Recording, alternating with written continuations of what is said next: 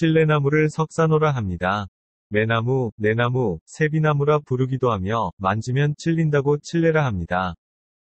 가시가 많아서 가까이 하면 찔리기 십상이지요. 숲 가장자리에 양지 바른 돌무더기는 찔레나무가 가장 즐겨하는 서식처입니다.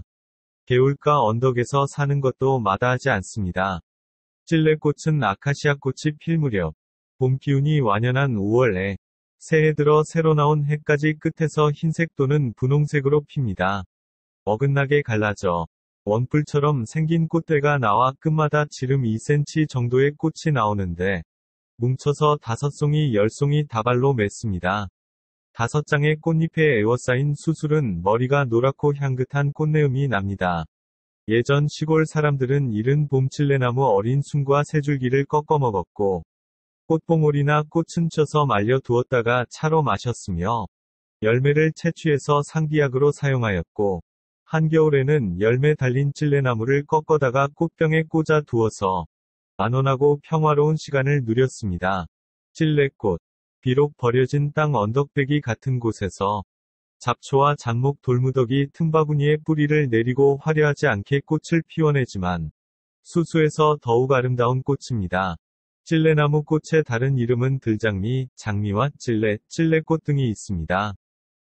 사실 찔레는 꽃의 대명사인 장미의 원종이기도 합니다.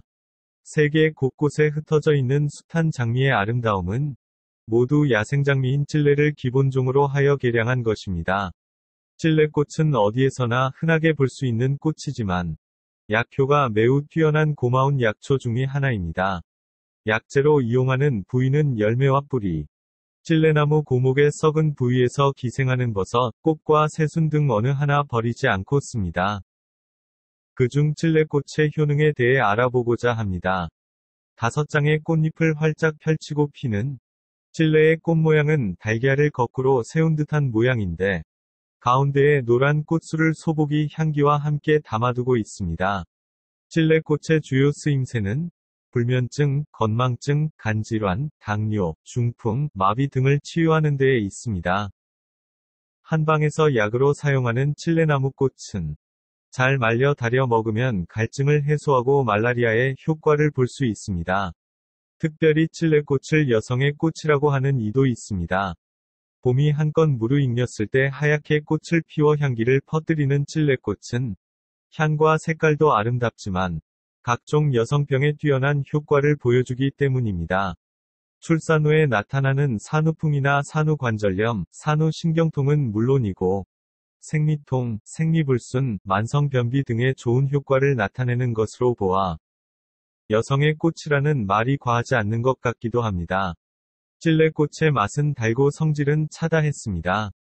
찔레꽃에는 아스트라갈린과 정류 성분이 들어있는데요. 아스트라갈린 성분은 생리활성을 촉진시키는 물질로서 항산화, 항암, 항바이러스 등 다양한 기능이 있고 찔레꽃에 함유되어 있는 정류 성분은 꽃잎에서 증발할 때 꽃향기도 함께 발산하는데 이 정류 성분이 향료, 살충제, 기타 의약품에 사용되는 식물성 기름입니다. 우리 옛 여인들은 이 찔레꽃의 향기 성분만을 모아서 화장수로 이용했다고 합니다. 찔레꽃을 증류해 만든 화장수를 꽃 이슬이라 부릅니다. 찔레꽃 이슬로 얼굴을 씻으면 살결이 백옥처럼 고와집니다. 목욕물에 넣어서 목욕을 하면 살결이 부드러워지고 윤기가 납니다. 찔레나무는 양지 바른 야산, 골짜기, 냇가 등지에 걸쳐서 광범위하게 분포하기 때문에 어디서든 손쉽게 채취할 수 있습니다. 붉은색보다는 흰색인 것이 약재로서는 양품이니 가급적이면 백색꽃을 채취하는 것이 좋겠습니다. 찔레꽃이 활짝 피기 전이 꽃봉오리나 막 피어난 꽃을 날씨가 좋은 날 채취하여 햇볕에 말려두었다가 조금씩 달여서 꽃차로 마시면 그 향도 일품이지만 더위를 쉽게 이겨낼 수 있고 위장을 튼튼하게 해주는 효능이 있습니다. 이렇게 찔레꽃차는 여름철 더위에 지쳤을 때 갈증을 풀어주어 더위를 식혀주고 위의 기능을 순조롭게 하여 소화기능을 촉진시킵니다. 찔레꽃차는 혈액순환을 돕고 소변 불통을 치료합니다.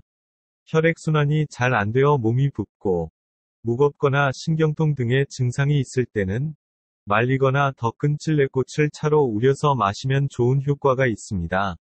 또 부종이나 소변불통을 다스리는 효능이 있기도 합니다. 찔레꽃차 만드는 방법은 백색의 찔레꽃을 따다가 소금물에 식초 몇 방울을 넣고 깨끗이 헹군 뒤 햇볕에 말리거나 바람이 잘 통하는 곳에서 3일 정도 정성스럽게 말립니다. 이렇게 잘 말린 찔레꽃을 뜨거운 물에 우려내어 차로 마십니다. 이때 말린 당근과 함께 복용하면 더욱 좋습니다.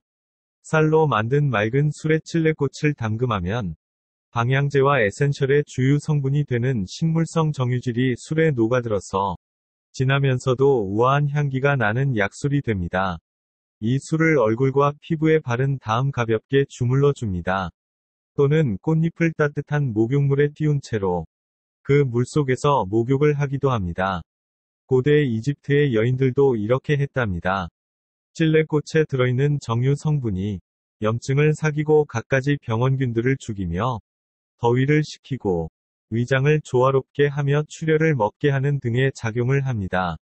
유럽에서는 오래전부터 장미꽃에서 식물성 정유인 장미유를 추출하여 자궁경부염증을 치료하였고 기침이나 감기, 눈병과 출혈 증상을 치료하는 약으로 써왔습니다.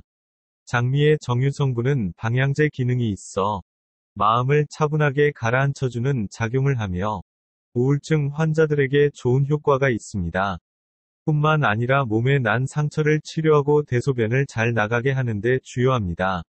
그런 까닭의 장미의 잎과 꽃에서 추출한 장미허브는 세계에서 가장 귀한 대접을 받는 향료 가운데 하나이기도 합니다.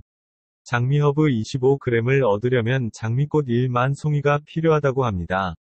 찔레나무를 개량한 장미보다는 장미의 원종이고 야생에서 자란 찔레꽃에 들어있는 정유 성분이 효과면에서 월등하게 좋습니다. 찔레나무는 우리의 토종으로 습기가 많거나 적거나 상관하지 않고 햇빛만 들어온다면 어느 곳에서나 잘 자라며 내한성과 내조성, 내염성, 내공해성이 강해서 적응력이 좋고 생명력이 매우 강합니다. 산불이 난 곳을 거의 1순위로 뒤덮으며 점령하는 것도 찔레나무입니다. 우리 민간에서는 찔레꽃을 우린 물에 목욕을 하고 향신료나 화장품을 만들어 사용하였습니다. 찔레꽃 화장수로 몸을 씻으면 지친 피부를 진정시켜주고 미백 효과가 좋아 미인이 될 수 있습니다. 실제로 찔레꽃은 피부를 재생시켜주는 능력이 뛰어나서 노화 방지와 피부 건강에 도움이 된다고 합니다. 찔레꽃은 기미와 주근깨를 없애는데도 좋은 효능이 있는데요. 찔레꽃을 백포도주나 청주, 소주 같은 술에 담가서 한 달 정도 숙성시킨 찔레꽃 스킨을 피부에 발라주면 기미 주근깨를 없애주고 백반증 개선에도 효과가 있습니다. 찔레꽃 스킨은 찔레꽃 200g에 술 200세제곱센티미터 비율로 해서 20일 정도 담가둡니다. 그런 다음 그 물과 건더기를 피부에 발라주면 놀라운 피부 재생 능력을 보여줍니다. 찔레꽃의 약효는 청서, 화위, 지혈 효능에 있고 더위로 인한 구갈, 설사, 이질, 학질, 토혈, 어혈을 다스리고 서열토열, 사리, 도상출혈을 치료하는 데 있다고 했습니다. 더위를 가라앉히는 것을 청서라 합니다. 우리가 흔히 아무 음식이나 다 잘 먹는 것을 두고 비위가 좋다고 합니다. 이때 말하는 비위가 바로 비장과 위장을 합쳐서 일컫는 말입니다. 이처럼 찔레꽃은 비와 위를 조화롭게 하여 소화를 돕는 화위에 효능이 있습니다. 지혈은 피를 멈추게 하는 것이고 서열토열이란 더위를 심하게 먹어서 피를 토하거나 가슴이 답답하여 입안이 마르고 갈증이 나는 증세를 말합니다. 말을 하지 못할 정도로 입과 목이 타서 심하게 목마름을 느끼는 증상을 구갈이라 하며 사리는 시도 때도 없이 이는 설사를 말하고 말라리아를 예전엔 학질이라고 하였습니다. 이질은 배가 아프며 배변 시 빈번하게 점액질혈변을 보는 증세를 말합니다. 도상출혈은 칼이나 날카로운 것에 찔려 상처가 나고 피를 흘리는 것이지요. 찔레꽃의 주요 쓰임새는 상처를 아물게 하고 더위를 가시게 하며 위장의 기운을 고르게 하는 작용을 하는 것인데 말린 꽃을 분말처럼 가루내어 상처 입은 환부에 뿌려주면 지혈 효과와 더불어 상처를 아물게 하고 세사를 돕게 하는 효과를 볼 수 있습니다. 말린 꽃 4 내지 8g을 달여서 복용하면 진한 향이 있어 심신을 편안케 하고 오장육부를 보호합니다. 이처럼 찔레꽃 향기는 사람의 심신을 편안케 할 만큼 은은하고 신선합니다. 계속되는 설사와 말라리아 증세로 인한 두통과 오한, 식욕부진 등에도 찔레꽃을 달여서 복용하면 효험을 볼 수 있는데, 말라리아는 모기에 의해 전염되는 열병으로 몸을 벌벌 떨며 주기적으로 열이 나는 질병입니다. 이 말라리아 증세에는 찔레꽃 4 내지 8g을 차로 달여서 복용합니다. 서열육민, 토혈, 구갈, 구토로 식욕이 부진한 경우에 찔레꽃을 우려서 마십니다. 심한 더위에 가슴이 답답하고 자꾸만 초조해지는 서열육민 증세가 있거나 피를 토할 때 목마름이 심하고 구토증을 앓을 때는 찔레꽃 5 내지 10g을 달여서 복용하면 됩니다. 인체 생명 활동의 원동력이 되는 것. 선천적으로 받은 원기와 후천적으로 생긴 곡기가 합쳐져 이루어진 것이 진기인데, 찔레꽃은 약성이 너무 강렬해서 진기를 소모시키므로 몸이 허약한 환자는 이것을 지나치게 많이 복용하면 안 된다고 금기시했습니다. 치료 목적으로 찔레꽃을 사용할 때는 보통 4 내지 8g 정도를 물에 달여서 복용합니다. 약초를 이용해서 질병을 치료한 사례는 너무나 많습니다. 하지만 약초에 대한 맹신은 금물입니다. 누군가가 어떤 약초를 써서 질병이 치유되었다 해도 그것이 누구에게나 통하는 건 아닙니다. 중요한 것은 각자의 체질 문제입니다. 아무리 좋은 약성을 가진 약초도 자신의 체질에 맞지 않다면 원하는 효험을 보지 못할 것입니다. 세상 어디에도 한방에 끝내주는 명약은 없습니다. 약초는 짧은 기간 단방에 효과를 볼 수 있는 것이 아니라 장기적으로 꾸준히 복용해야 그 실효성이 있습니다.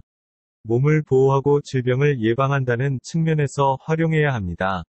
좋은 약초를 적절하게 쓰면 효과적이지만 치료가 불가능한 것도 있다는 점을 잊어서는 안 됩니다.